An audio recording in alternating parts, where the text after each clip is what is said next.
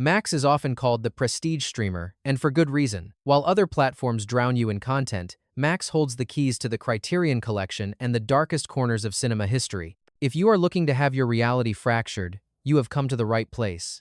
I have curated a list of 10 mind-bending psychological thrillers that are currently streaming on Max. These aren't just scary movies. They are puzzle boxes designed to gaslight you, break your brain, and leave you questioning your own identity. Let's get into the list. Number 10, Inland Empire, 2006.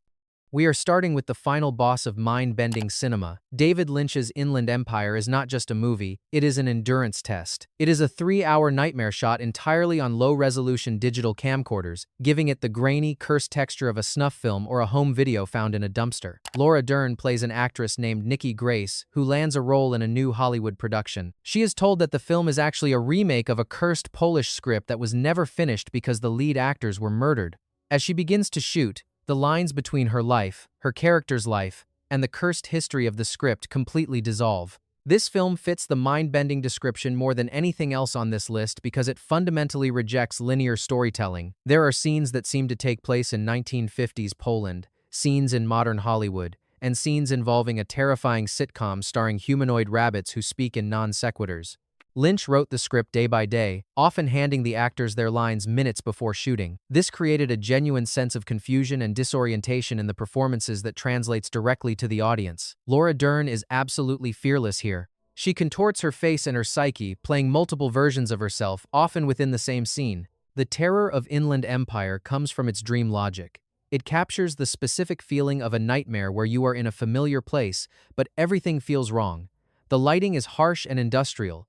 The camera rushes up to faces in extreme close-ups that feel invasive. It is a film about the fracturing of identity, how an actor gives pieces of their soul to a role until there is nothing left. It is difficult, abrasive, and often terrifying, but if you let it wash over you, it is a singular experience that simulates the feeling of going insane.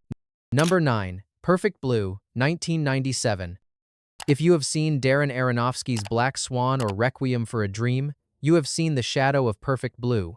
This 1997 anime masterpiece by Satoshi Kon is the blueprint for the modern psychological thriller. It follows Mima, a pop idol from a sugary girl group called Cham, who decides to leave music behind to pursue a serious career as an actress. Her fans are devastated, and one obsession fan known as Me-Mania begins stalking her. As Mima takes on darker, more degrading roles to prove she is a serious artist, she begins to see a ghostly double of her pop star self mocking her. What makes Perfect Blue a masterclass in psychological horror is its editing. Satoshi Kon uses match cuts to gaslight the audience. A scene will end with Mima waking up in bed and you think, oh, that was a dream, but then the scene plays out and she wakes up again. Or the scene transitions to her acting in a movie, but the lines she is saying in the script mirror her real life exactly. You, the viewer, lose the ability to distinguish between her reality, her hallucinations, her movie role, and the internet blog that is describing her day in impossible detail. The animation style contrasts the bright, colorful aesthetic of 90s anime with brutal, grounded violence. It explores the toxicity of parasocial relationships and the commodification of female celebrities decades before social media existed. It is a suffocating watch because you are trapped inside Mima's deteriorating mind. The color red is used brilliantly throughout to signal danger and dissociation. It is a film that demands you pay attention to every frame, because the background details often tell a different story than the dialogue. Number 8, Persona, 1966. Persona is the grandfather of the psychological thriller genre. Without this film, we wouldn't have Fight Club, Mulholland Drive, or The Lighthouse. Directed by the Swedish titan Ingmar Bergman, it is a stark black and white chamber piece that feels incredibly modern despite being released in the 60s. Liv Ullmann plays Elisabeth, a famous stage actress who suddenly stops speaking in the middle of a performance of Elektra. She is not sick, she has simply chosen to go silent. Bibi Andersson plays Alma, the young, chatty nurse tasked with caring for her in a secluded seaside cottage. The film is a study in claustrophobia. As the two women spend day after day in isolation, a strange psychic transfer begins to happen. Alma talks constantly, pouring out her darkest secrets and sexual anxieties to fill the silence, while Elisabeth listens and observes with a vampire-like intensity. The visuals are iconic, specifically the shots where their faces are framed together, half in shadow, looking like one face split in two. The cinematography is high contrast and sharp, making every pore and every twitch of the eye feel momentous. The mind-bending aspect comes from the breakdown of the film itself. There is a famous moment where the film reel literally appears to burn and snap in the projector, shattering the fourth wall and reminding you that you are watching a constructed reality. It questions the nature of the mask or persona we wear for society versus who we are in private. Are Alma and Elizabeth two different women, or are they two warring halves of the same fractured psyche? It is a deeply cerebral, erotic, and unsettling film that refuses to give you a clear answer. Number 7. Enemy, 2013. Denis Villeneuve is known for massive sci-fi epics like Dune and Blade Runner 2049, but Enemy is his quietest, weirdest, and most terrifying film. Set in a Toronto that looks like it has been dipped in jaundice, the film stars Jake Gyllenhaal as Adam, a depressed, disheveled history professor who lives a monotonous life. One night, while watching a rental movie, he spots an extra in the background who looks exactly like him. He tracks the man down and discovers Anthony, also played by Gyllenhaal, a confident motorcycle-riding actor who is his physical duplicate in every way, down to the scars on his body. This is not a fun parent trap situation, it is a Freudian nightmare. The atmosphere is thick with dread. The sky is always a sickly yellow. The architecture looms over the characters like a cage, and the score is a low, thrumming bass that creates a constant state of anxiety. As the two men's lives become entangled, they begin to swap partners and struggle for dominance. But the real horror lies in the imagery. Villeneuve peppers the film with recurring motifs of spiders, massive spiders looming over the city, spiders in bedrooms, spiders in underground clubs. The film operates on dream logic. It isn't about cloning or long-lost twins. It is about the subconscious battle between who we are and who we want to be. Gyllenhaal is fantastic in the dual role, making Adam and Anthony feel like distinct people through subtle changes in posture and voice. The tension builds to a boiling point, leading to an ending that is legendary for being one of the most shocking, abrupt, and terrifying final shots in cinema history. It is a puzzle that requires you to look at the subtext of totalitarianism and repression to solve. Number 6. Caddo Lake, 2024. Caddo Lake is a recent addition to the Max library, produced by M. Night Shyamalan, and it has quickly become a word-of-mouth hit for fans of high-concept mysteries. Set in the eerie, labyrinthine bayous of the Texas-Louisiana border, the film starts as a gritty southern noir. A young 8-year-old girl goes missing on the lake, and the community fractures. We follow two main characters, Paris, a man haunted by his mother's death in the same waters years ago, and Ellie, the missing girl's rebellious stepsister who is desperate to escape her broken family. The setting is a character in itself. The cypress trees rising out of the black water creates a maze that feels ancient and indifferent to human suffering. The film is shot with a grounded, realistic texture, mud, rust, and humidity, which makes the eventual shift into high-concept sci-fi feel even more jarring. Without giving away the mechanic, the lake hides a mysterious anomaly that distorts the flow of time. This isn't a flashy time travel movie with DeLoreans, it is a tragic puzzle about lineage and fate. The script forces the audience to become detectives. You have to pay close attention to dates, clothing, and small conversations to piece together a complex family tree that is being warped by the anomaly. It is a mind-bender because the realization of what is happening hits the characters and the audience at the same time. It is a sad, beautiful story about how the past is never truly gone, literalizing the idea of generational trauma. Number 5. Eraserhead, 1977. Before he made Inland Empire or Blue Velvet, David Lynch melted brains with his debut feature, Eraserhead. This is the ultimate midnight movie. Shot in stark, high-contrast black and white, it follows Henry Spencer, Jack Nance, a man with hair that defies gravity, who lives in a bleak, industrial wasteland. He is invited to a bizarre dinner with his girlfriend's convulsing family, where he learns he is the father of a premature baby. But this is not a human baby. It is a slick, reptilian creature that looks like a skinned lamb and cries incessantly. The vibe of Eraserhead is pure industrial anxiety. The sound design is relentless, a constant background hum of machinery, hissing steam, and distant winds that never stops. It creates a physical sensation of stress in the viewer. The film takes place in a universe that operates entirely on nightmare logic. Physics and social norms do not apply. Henry experiences hallucinations of a woman with chipmunk cheeks living inside his radiator, who sings about heaven while stomping on worm-like creatures. At its core, Eraserhead is a terrifying projection of the fear of fatherhood and commitment. It visualizes the suffocating feeling of being trapped in a life you didn't choose, caring for a creature you don't understand. The practical effects used to create the baby are still a trade secret to this day, and the creature feels disturbingly alive. It is a grotesque, beautiful, and deeply personal film that bypasses your logical brain and speaks directly to your subconscious fears. Number 4. The Killing of a Sacred Deer, 2017.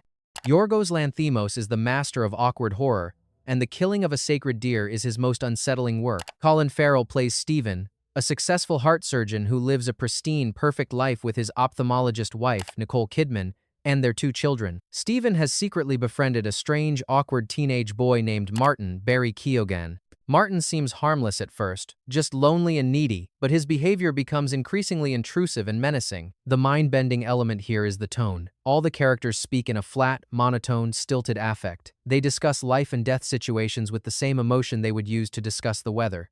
It creates a glitch in the Matrix feeling, as if aliens were trying to act out a human drama. Eventually, Martin reveals a supernatural ultimatum. Because Stephen failed to save Martin's father on the operating table, Stephen must now choose one of his own family members to kill. If he doesn't, they will all get sick, become paralyzed, bleed from the eyes, and die. The film forces you to accept a magical, Old Testament curse existing within a clinically cold, modern setting. There are no jump scares or ghosts, just the terrifying inevitability of Martin's prophecy coming true. Barry Keoghan gives a career-defining performance as the most polite monster in movie history. The camera work is often zoomed out and high up, making the characters look like lab rats in a maze. It is a film about guilt, justice, and the impossible choices we hope we never have to make. Number 3. Under the Skin, 2013. Under the Skin, directed by Jonathan Glazer, is a sci-fi horror film that feels like a documentary filmed by an alien. Scarlett Johansson plays an unnamed entity who takes the form of a human woman. She drives a white van around the gloomy streets of Glasgow, picking up lonely, isolated men. She flirts with them, lures them into a dilapidated house, and leads them into a black void where they sink into the floor and are consumed. The production of this film is fascinating. Many of the scenes where Johansson is driving the van and talking to men were filmed with hidden cameras. The men were non-actors who didn't know they were in a movie until after the scene was done. This gives the interactions an uncanny realism that grounds the fantastical horror. We see humanity through the alien's eyes, confusing, fragile, and desperate for connection. Visually, the film is a masterpiece of abstract horror. The void scenes are terrifying in their simplicity, just pure blackness and a reflective floor. Micah Levi's score is a discordant, screeching masterpiece that sounds like a predator stalking its prey. As the film progresses, the alien begins to develop a sense of self and empathy, leading to a tragic and disturbing conclusion. It flips the script on the viewer, forcing us to empathize with the monster as she realizes the horror of being a woman in a human world. It is hypnotic, cold, and deeply affecting. Number 2. I Saw the TV Glow, 2024. This is the newest film on the list and an instant cult classic. Directed by Jane Schoenbrunn, I Saw the TV Glow taps into a very specific modern kind of madness, the obsession with media. The film follows Owen, a lonely teenager in the 90s who bonds with an older student, Maddie, over a cult television show called The Pink Opaque. The show is a Buffy the Vampire Slayer-style monster of the week series, but as Owen grows up, the show is cancelled, and Maddie disappears. Years later, Owen begins to suspect that The Pink Opaque wasn't just a television show. It was a window into a real reality, and his current life in the suburbs is the fiction. The film is visually drenched in neon pinks, blues, and phosphorescent purples, mimicking the glow of a CRT television in a dark room. It captures the feeling of nostalgia, how we use fictional worlds to escape a reality that feels wrong. The horror here is existential. It is about the fear that you are living the wrong life, trapped in a body or a world that doesn't fit you. The mind-bending aspect is how the film treats the television show. Clips of The Pink Opaque are woven into the narrative, blurring the line between Owen's memories and the show's plot. It uses the metaphor of burial and suffocation to explore themes of dissociation and identity dysmorphia. It is a slow, melancholy nightmare that feels like remembering a dream you had when you were 12. It is sad, scary, and uniquely resonant for anyone who grew up finding comfort in the glow of a screen. Number 1. Blue Velvet, 1986. We end where we began, with David Lynch. Blue Velvet is the film that peeled back the white picket fences of America to show the rot underneath. Kyle MacLachlan plays Jeffrey, a clean-cut college student who finds a severed human ear in a field while walking home. His curiosity leads him to team up with the police detective's daughter, Laura Dern, to solve the mystery. This investigation draws him into the orbit of Dorothy Valens, Isabella Rossellini, a tortured lounge singer, and Frank Booth, Dennis Hopper, a gas-huffing, psychopathic gangster. The film operates on a dreamlike duality. There is the daytime world of robins, flowers, and high school dates, and the nighttime world of sexual violence, drugs, and madness. Lynch films both with the same heightened, surreal intensity. The mind-bending element here is the psychology of the voyeur. Jeffrey isn't just a hero trying to save the girl, he is drawn to the darkness. He watches from the closet, terrified but aroused, implicating the audience in his voyeurism. Dennis Hopper's performance as Frank Booth is one of the most terrifying portrayals of pure ID ever captured on screen. He screams, cries, and inhales gas from a mask, switching between daddy and baby in a way that is deeply disturbing. Blue Velvet is a dark fairy tale that suggests the monster isn't in a castle far away, he is right next door, and a part of him might be inside you too. It is lush, romantic, and utterly horrified by itself. There you have it, 10 films on Max that will rearrange your gray matter. From the industrial nightmares of David Lynch to the neon-soaked nostalgia of I Saw the TV Glow, these movies prove that the scariest things aren't jump scares, but the cracks in our own reality